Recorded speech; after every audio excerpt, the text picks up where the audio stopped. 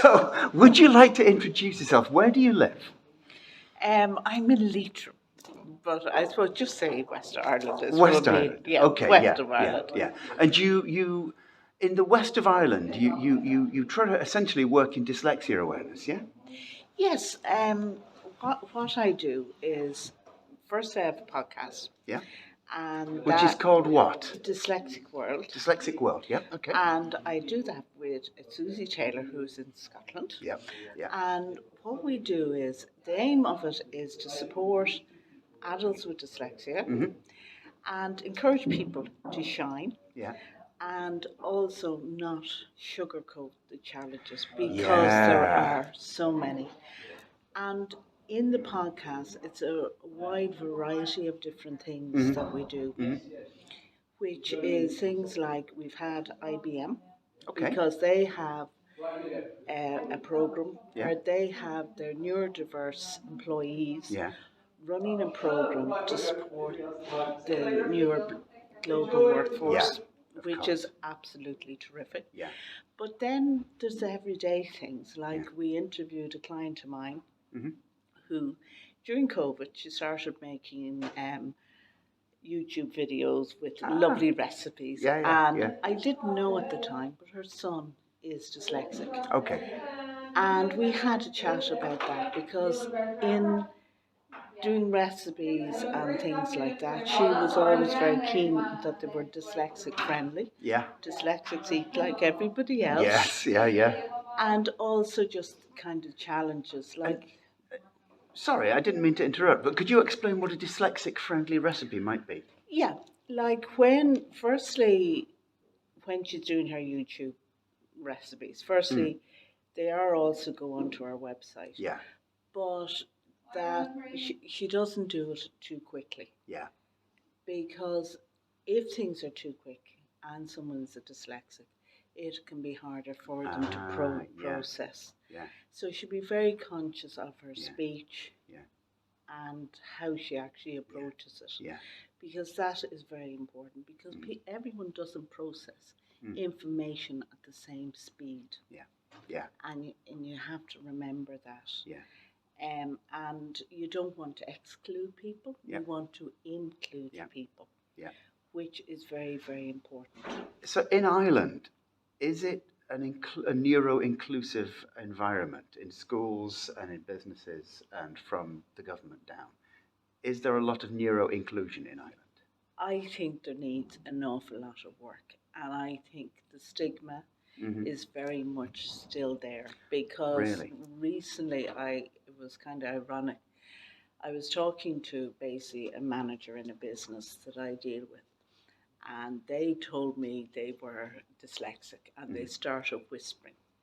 Ah, right. Which was I don't want anyone else in the business to hear. Yeah.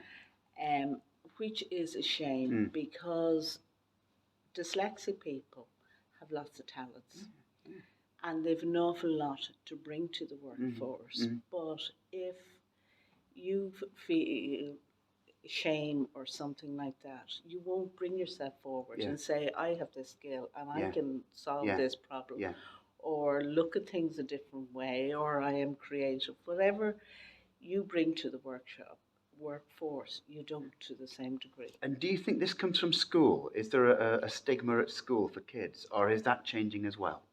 It is improving, but it's still there. Because if you go the older generation, you were slow, you were all kinds of things.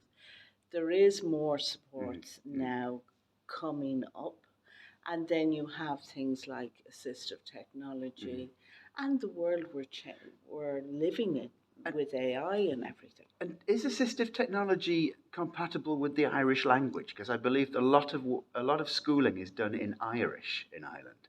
And does assistive technology recognise the Irish language, or? Now I have to say I've never used it for Irish. Yeah. It could, it could on a level. But judging, like, say, dragon. Mm. And that I was using donkeys years ago. Yeah. And it couldn't handle me speaking English with an Irish accent. Exactly. Yeah. I can't handle your Irish accent. It couldn't. I remember having to read President Kennedy's inaugural address. Yeah. And there's an awful lot of theirs in it. Yeah. And of course, being Irish, I couldn't pronounce TH. So I was a Yeah. disaster. It took ages to get it right. Absolutely, yeah. So, like, I couldn't say I haven't used it Mm-hmm. in that sense. But AI is great in the sense of, like, for example, I use Canva and I teach Yeah. Canva and I Yeah. create Canva designs. And they've brought a suite of tools called Magic. Right. And what Magic is, and I think it's quite magical for dyslexic. If, for example, you produced a presentation like you did today, and you wanted to convert that into blog post. Yeah. You could, and if you've done your presentation in Canva, then you can actually transform that into, say, a blog post. Right. Now you'll want to change it and everything else like that. And the better you do something, the better information to explain that. I did just a carousel about LinkedIn and using Canva. Mm-hmm. And then I used the transform option on Canva. Yeah. And it came out with quite good results. But I actually had done an ebook.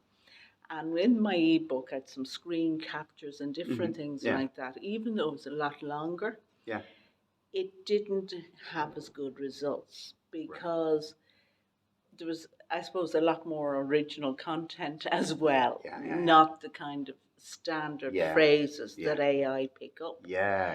Because AI does not pick everything up.